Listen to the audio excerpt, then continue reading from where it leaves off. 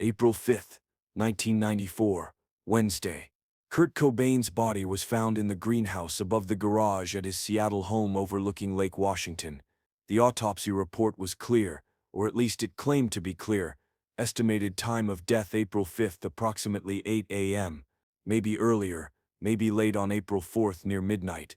Maybe even April 3rd, though that seemed less likely based on the state of decomposition, but definitely before the morning of April 5th. The coroner was certain, the police were satisfied, and the case was ready to be closed with that neat timestamp that would make everything official and final. So then how do you explain what happened on Friday, April 7th at 11:02 a.m., when Kurt Cobain's Seafirst Bank Visa card was used at a Shell gas station in Seattle? The transaction was for $43.39, a purchase of gasoline, processed through the standard credit card terminal, approved by the bank's computer systems without any flags or alerts. Security camera footage captured the transaction, as it did for every customer that day. Someone walked into that gas station, handed the card to the cashier or swiped it themselves at the pump, entered the PIN code, when prompted, and completed the purchase. A receipt printed out. The transaction was logged in the bank's system with date, time, location, and amount. But Kurt was dead at that point. Not just dead for a few hours, but dead for at least 48 hours, possibly 72 hours, depending on which estimate of time of death you accepted. His body hadn't been discovered yet. Electrician Gary Smith wouldn't find him until the morning of April 8th, when he arrived to install security lighting and noticed something through the greenhouse windows that made him call the police immediately. But on April 7th, one full day before that discovery, someone was using Kurt's credit card to buy gas in Seattle. Who was it? The Seattle Police Department's answer, when pressed about this obvious inconsistency, was dismissively simple. Probably stolen, not relevant to the investigation. They suggested that someone had entered the house, come across Kurt's body, taken his wallet, or found the credit card lying around, and then used it without reporting the death. This explanation creates more questions than it answers, questions that any competent investigator should have pursued aggressively, but that Seattle police simply ignored. If someone found Kurt's body, why would they take his credit card but not report the death? What kind of person steals from a corpse, but doesn't call the authorities? Why would they use the card for such a small traceable purchase, rather than maxing it out quickly before it could be canceled? Why would they use it in broad daylight at 11 a.m. when security cameras and witnesses would be present, rather than at night or at a less monitored location? And most importantly, why didn't this person who allegedly found the body ever come forward, even anonymously, even after the death became international news? These questions have obvious answers that point in uncomfortable directions, directions that Seattle police chose not to explore. But there's another possibility, one that's even more troubling and that completely undermines the official timeline of Kurt's death. What if Kurt was alive on April 7th? What if he used the card himself, meaning the coroner's estimated time of death of April 5th was wrong? If Kurt was alive on the 7th, then everything about the crime scene evidence, the autopsy findings, and the investigation's conclusions would need to be reconsidered. The timeline collapses, the official story doesn't hold, and someone has been lying for 31 years. But before we dive deeper into this credit card mystery that the authorities never wanted to solve, into the forensic inconsistencies and the investigative failures that pile up when you start looking closely at Kurt Cobain's death, if you want to uncover more stories about the evidence that doesn't fit the official narratives, about the questions that powerful institutions refuse to answer, hit that subscribe button right now, because what you're about to hear will make you question everything you thought you knew about the most famous death in rock history, and it might make you wonder what other accepted truths are built on foundations that crumble under scrutiny. The credit card transaction itself is documented in multiple places, making it impossible to dismiss as rumor or conspiracy theory. Seafirst Bank, which later became Bank of America, had electronic records of every transaction made on Kurt Cobain's Visa card. These records showed the April 7th transaction clearly: date, time, location, merchant name, and amount. When Tom Grant, the private investigator hired by Courtney Love to find Kurt when he disappeared from rehab, began investigating the circumstances of Kurt's death, he subpoenaed these banking records. The bank complied, and the April 7th transaction was right there in black and white, impossible to dispute. Grant immediately recognized this as a critical piece of evidence that contradicted the official timeline. If Kurt died on April 5th as the coroner claimed, someone else used that card on April 7th. If Kurt used it himself, he was alive on April 7th, meaning he died later than officially stated. Either scenario raises enormous questions that should have triggered an immediate reinvestigation. Instead, when Grant brought this evidence to Seattle police, they were dismissive. The detective he spoke with, whose name was redacted from later public documents, allegedly said something to the effect of "cards get stolen all the time. Doesn't mean anything. Case is closed." Grant pressed further, asking why they hadn't investigated who used the card, why they hadn't reviewed security footage from the gas station, why they hadn't interviewed the cashier on duty that day. The response was bureaucratic stonewalling. The investigation was complete, the ruling was suicide, and they weren't reopening the case based on what they considered a minor anomaly. But it wasn't a minor anomaly. In any death investigation, and suicide investigations are supposed to follow the same protocols as homicide investigations until proven otherwise. Financial activity is a crucial area of inquiry. Detectives routinely examine the deceased's credit card and bank account activity in the days leading up to and immediately following the death. They look for patterns, for unusual purchases, for any transactions that might indicate the person's state of mind or activities. They especially pay attention to any activity after the estimated time of death, because such activity either means the time of death estimate is wrong, or it means someone else is using the deceased's cards, which raises immediate questions about who, why, and whether they're connected to the death. This is basic investigative procedure taught in every police academy. Seattle police didn't just fail to thoroughly investigate the April 7th credit card usage, they didn't investigate it at all. There's no record of them going to the Shell gas station to review security footage, no record of them interviewing the cashier who processed the transaction, no record of them attempting to determine whether the card was used with the correct PIN, which would suggest either Kurt used it himself or someone who knew him well used it.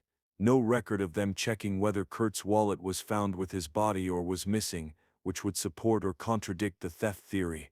The complete absence of any investigative follow-up on this issue suggests either incompetence so profound it borders on criminal negligence, or a deliberate choice to avoid evidence that might complicate the suicide ruling they'd already decided upon. The security camera footage from the Shell gas station is perhaps the most frustrating aspect of this entire issue. In 1994, security cameras were ubiquitous at gas stations, installed primarily to prevent drive-offs and to provide evidence in case of robberies. The footage quality wasn't what we'd expect from modern high-definition systems, but it was certainly adequate to identify individuals, especially in daylight conditions at 11 a.m. when lighting was optimal. Shell stations in particular had relatively advanced security systems at that time, with cameras positioned to capture both the pump areas and the interior of the station. The April 7th transaction would have been recorded from multiple angles.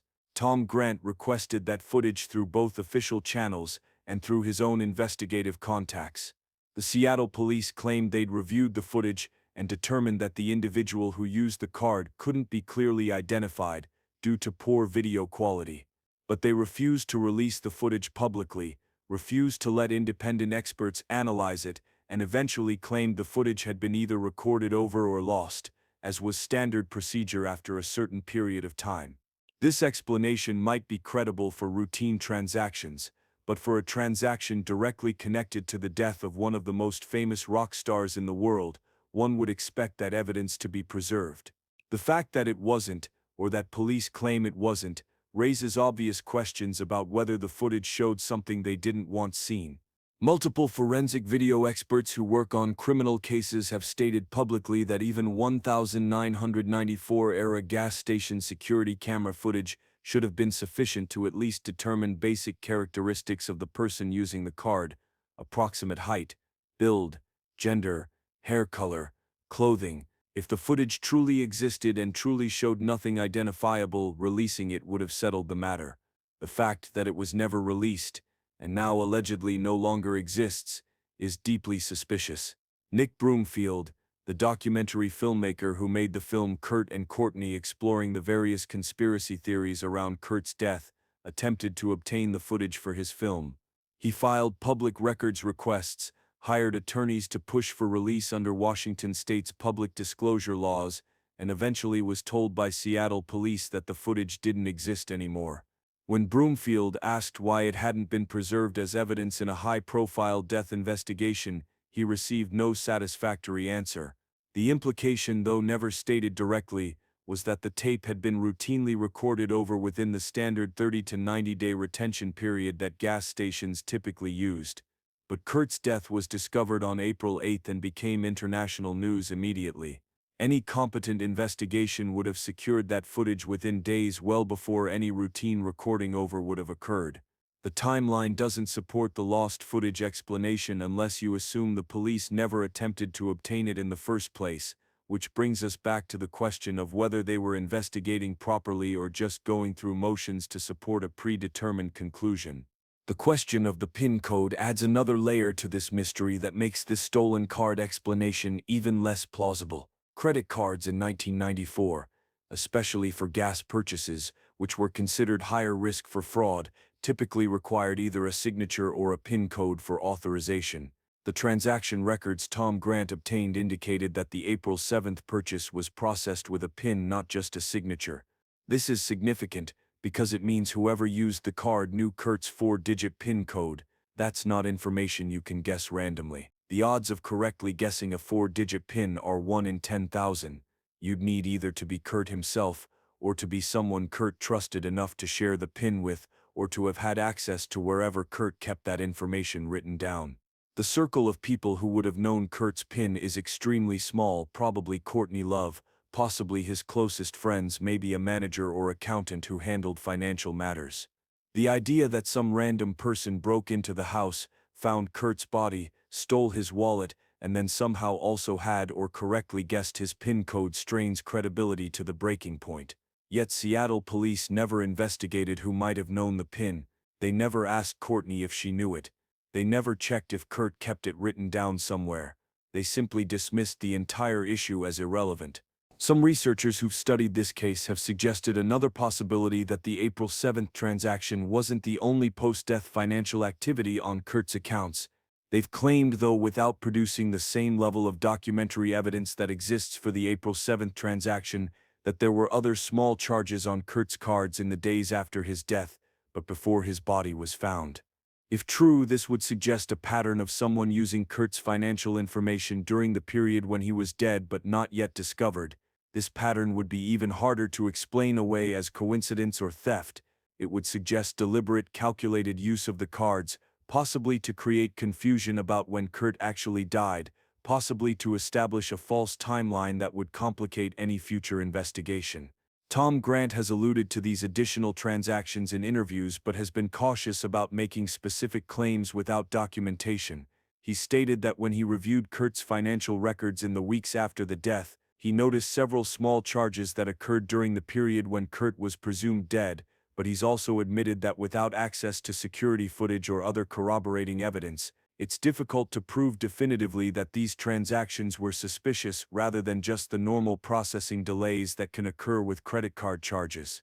The broader pattern of financial irregularities around Kurt's death extends beyond just the credit card usage. There are questions about cash withdrawals from Kurt's bank account in the days before his death, questions about who had access to his accounts, and questions about financial transactions related to the purchase of the shotgun that killed him. Dylan Carlson, Kurt's friend who purchased the Remington shotgun just days before Kurt's death, has said that Kurt gave him cash for the purchase, but the source of that cash and when exactly Kurt obtained it has never been fully documented. Some researchers have tried to track Kurt's movements and financial activity in his final days to create a comprehensive timeline, but they've been hampered by the fact that Seattle police never conducted this kind of thorough investigation themselves.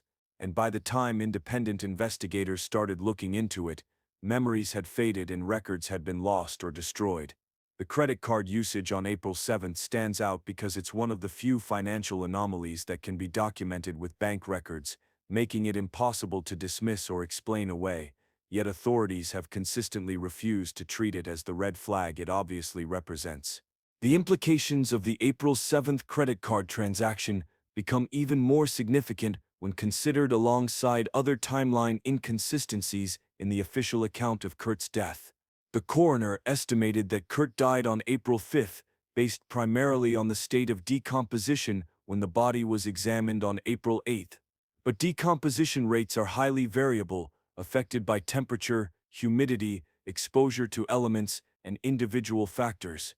The greenhouse where Kurt's body was found was not climate-controlled and would have been subject to Seattle's spring weather, which in early April can range from cold and rainy to relatively warm and sunny. Forensic pathologists will tell you that estimating time of death based on decomposition becomes increasingly unreliable after the first 24 hours, and by 72 hours, you're dealing with estimates that could easily be off by a day or more. The coroner's confidence in pinpointing April 5th as the date of death should have been tempered by these realities, especially given that there was evidence, the credit card transaction, suggesting Kurt might have been alive later than estimated. But instead of reconsidering the time of death estimate in light of the financial evidence, authorities simply dismissed the financial evidence as irrelevant. There's also the question of rigor mortis, the stiffening of muscles that occurs after death and then eventually dissipates. The police report from April 8th, when Kurt's body was found, makes note of the body's condition, but the details about rigor mortis are vague and contradictory. Some accounts suggest the body was in full rigor mortis, which would typically indicate death occurred 12 to 36 hours earlier, putting time of death somewhere between late April 6th and early April 7th. Other accounts suggest rigor mortis was already dissipating, which would push the time of death back to April 5th or earlier. These contradictory observations should have prompted the coroner to acknowledge uncertainty in the time of death estimate, but the official report presented April 5th as if it were an established fact, rather than an educated guess. This false precision in the time of death estimate had real consequences for the investigation, because it allowed police to dismiss any evidence of Kurt being alive or his cards being used after that date as irrelevant or explained by theft. If the coroner had been honest about the uncertainty inherent in estimating time of death after several days, the April 7th credit card usage would have had to be taken seriously as possible evidence that Kurt was still alive at that point. The possibility that Kurt was alive on April 7th, if true, would fundamentally change our understanding of his final days and would raise enormous questions about what happened during those missing hours.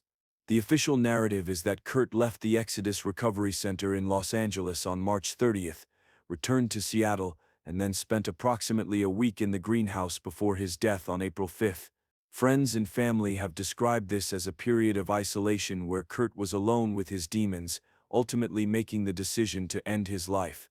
But if he was alive on April 7th, that timeline collapses. Where was he? What was he doing? Who was he with? The credit card transaction was at a gas station, suggesting he was mobile, able to leave the greenhouse and move around Seattle. Was he driving? Was someone else driving him? Why would he be buying gas if he was planning to kill himself? People who are in the final stages of suicidal planning typically don't worry about filling up their gas tank.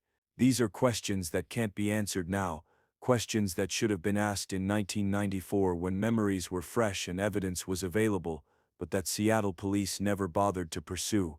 Tom Grant has built much of his alternative theory about Kurt's death on these kinds of timeline inconsistencies, on the accumulation of small pieces of evidence that don't fit the official suicide narrative. The credit card usage is just one piece, but it's a particularly damning one because it's documented, verifiable, and impossible to explain away without either acknowledging that the time of death estimate was wrong or admitting that someone used Kurt's card with his PIN in the days after his death, and that person was never identified or investigated.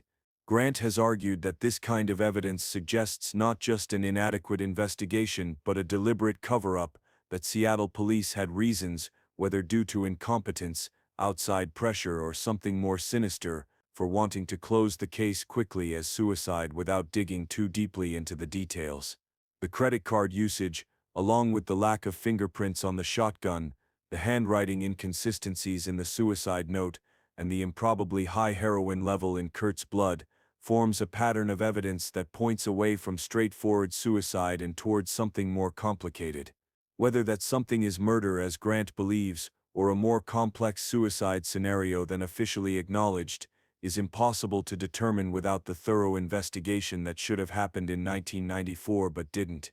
The question of who benefits from keeping the Kurt Cobain case closed and uninvestigated is worth considering.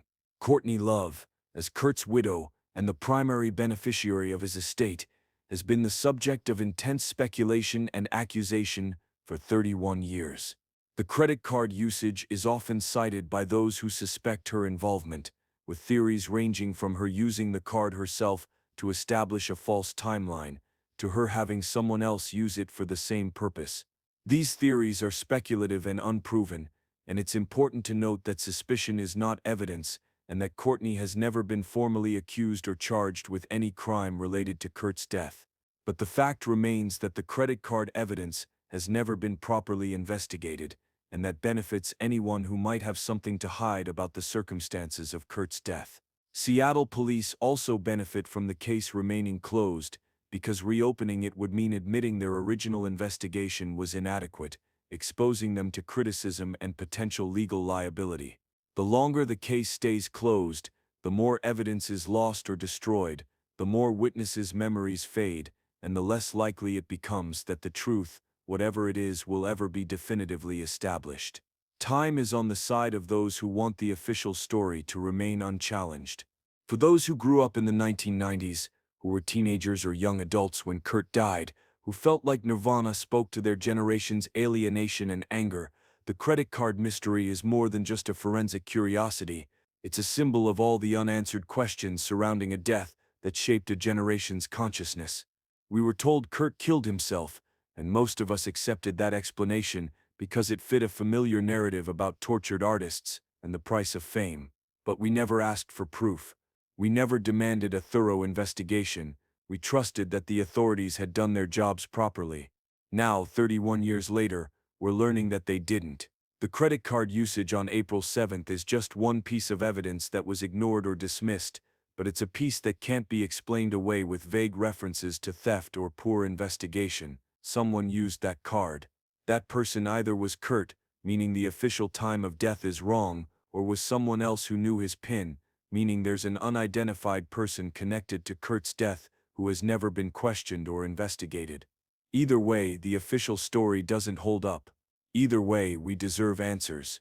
The technical details of how credit card transactions worked in 1994 are worth understanding to fully appreciate why the April 7th usage is so significant.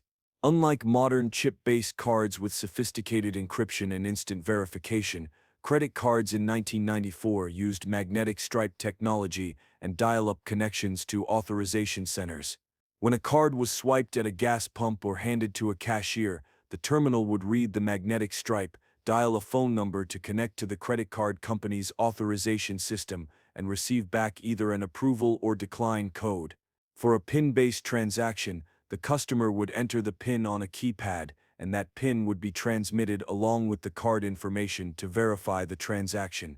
The entire process took 10 to 30 seconds typically. The authorization system would check if the card was reported stolen, if the account was over its limit, and if the PIN matched what the bank had on file. If everything checked out, the transaction was approved. The key point is that on April 7th, when Kurt's card was used, it wasn't reported stolen. The account was active and in good standing. The PIN was correct. The bank's computer approved the transaction without any flags. This means that as of April 7th, nobody had reported Kurt's card as stolen or missing. If someone had broken into his house, found his body and stolen his wallet, you'd expect Courtney or someone else with access to Kurt's accounts to notice the card was missing and report it stolen, especially if they believed Kurt was missing and potentially in danger. But that didn't happen. The card remained active and usable on April 7th, suggesting either that nobody knew it was missing, or that the person using it had legitimate access and wasn't concerned about it being reported stolen. The gas station where the transaction occurred is also significant. The Shell station on Capitol Hill was about 4 miles from the Cobain residence on Lake Washington Boulevard. It wasn't the closest gas station to the house, meaning whoever used the card either chose that specific location for some reason or was traveling through that area for other purposes. Capitol Hill in 1994 was a vibrant neighborhood known for its music scene, cafes, and counterculture vibe. It was exactly the kind of area where Kurt would have felt comfortable and spent time. The fact that the transaction occurred there rather than in some random location far from Kurt's usual haunts suggests whoever used the card was familiar with the area and comfortable being seen there. This detail cuts against the theory that some random thief found Kurt's body and stole his card. Random thieves don't typically use stolen cards in the victim's own neighborhood where they might be recognized. They use them as far away as possible to avoid detection. The location of the April 7th transaction is consistent with either Kurt using it himself or someone close to him who knew his habits and frequented the same areas. The amount of the transaction, $43.39, is another detail that seems insignificant but becomes meaningful when you think about it. That's not a full tank of gas, which in 1994 would have cost around $15 to $20 for most vehicles. It's not a minimal test purchase that thieves sometimes make to check if a stolen card is still active. It's a mid-range amount that suggests someone filling up partially or purchasing gas plus some convenience store items. It's the kind of normal everyday transaction that wouldn't raise any flags, which is perhaps the point. If someone was deliberately using Kurt's card to create the impression that he was still alive and engaging in normal activities, making a moderate gas purchase at a time and place he might normally go would be exactly how to do it. It's too calculated to be random theft, but too mundane to be an obvious setup. This middle ground quality of the transaction is what makes it so troubling and so difficult to explain within any simple narrative. What happened to the receipt from the April 7th transaction? In theory, that receipt should have been preserved as potential evidence. It might have had fingerprints. It would have had the exact timestamp and transaction details. If it was a pump transaction, where the customer selected their grade of gas and payment method, if it was an inside transaction where the customer prepaid or paid after pumping, the receipt might indicate what pump number was used, which could be correlated with security camera footage. But there's no indication in any public records that Seattle police ever obtained or analyzed this receipt. They don't appear to have gone to the gas station to collect it, don't appear to have asked the merchant to preserve it, and certainly didn't subject it to fingerprint analysis. This is another in the long list of basic investigative steps that simply weren't taken, raising the question of whether police were truly investigating Kurt's death or just documenting a predetermined conclusion of suicide. The broader context of how Seattle police handled the entire Cobain death investigation is important for understanding why the credit card issue was ignored. From the moment police arrived at the scene on April 8th, their approach was to treat it as an obvious suicide and to collect only the minimal evidence necessary to support that conclusion. They spent less than 3 hours at the scene. They didn't dust for fingerprints beyond the most cursory examination. They didn't properly photograph the position of all evidence. They didn't interview neighbors about unusual activity or visitors in the days leading up to the discovery. They didn't conduct a thorough search of the house. They accepted the suicide note at face value without commissioning a handwriting analysis. They saw a shotgun, drug paraphernalia, and a note, and that was enough for them to close the case.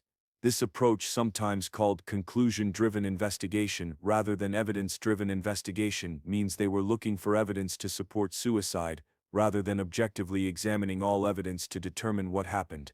In that framework, anomalies like the credit card usage become inconvenient details to be dismissed rather than leads to be pursued. Former Seattle police officers who've spoken about the department's culture in the 1990s have described an environment where high-profile cases, especially those involving celebrities, were handled with an eye toward minimizing scandal and closing cases quickly to avoid prolonged media attention. The Cobain case fit this pattern perfectly. Kurt was an international celebrity whose death was going to generate intense media scrutiny no matter what. The quickest way to end that scrutiny was to rule it suicide, present it as a tragic but straightforward case, and move on. Any evidence that complicated that narrative, like the credit card usage, became something to be explained away or ignored rather than honestly investigated. This institutional bias toward the simplest conclusion, combined with potential outside pressure from powerful interests connected to Kurt and the music industry, created conditions where a thorough investigation was unlikely from the start. The credit card mystery also raises questions about what other evidence might exist that has never been properly examined or disclosed. If something as significant as post-death financial activity was ignored, what else was overlooked? Are there phone records showing calls made from Kurt's house during the period he was supposedly dead? Are there witness statements from people who saw Kurt or his vehicle during those days that were never followed up on? Are there forensic details about the crime scene that don't match the suicide narrative but were excluded from the official report? Without a comprehensive reinvestigation, we can't know what other evidence exists or what it might reveal. The credit card usage is the tip of the iceberg, the one piece of ignored evidence that happens to be documented in banking records and therefore can't be hidden or denied. But it suggests there's much more beneath the surface, much more that was never properly investigated in the rush to close the case. As we approach the 31st anniversary of Kurt Cobain's death, the credit card question remains unanswered. No one has ever been identified as the person who used that card on April 7th. No satisfactory explanation has ever been offered for why Seattle police didn't investigate it. The security footage, if it ever existed, is gone. The receipt is gone. The cashier who processed the transaction, if anyone ever bothered to identify them, has never been interviewed publicly. All we're left with is the documented fact of the transaction, a data point that doesn't fit the official timeline, a question mark that authorities refuse to address. For some people, this is proof of murder and cover-up. For others, it's just one of many loose ends in a messy case that doesn't prove anything definitively. But for anyone committed to truth, to demanding that investigations be thorough and that evidence be honestly examined, the credit card mystery represents a failure of justice. Someone used Kurt Cobain's credit card on April 7, 1994. That person's identity and actions are directly relevant to understanding what happened in Kurt's final days. The fact that this wasn't investigated, that it was dismissed and ignored, that it remains unexplained 31 years later, is a stain on Seattle Police Department's credibility and a betrayal of everyone who deserves to know the truth about what happened to one of the most influential artists of a generation. Until that question is answered, until every piece of evidence is properly examined, the case of Kurt Cobain's death will remain open in the court of public opinion, regardless of what official documents claim.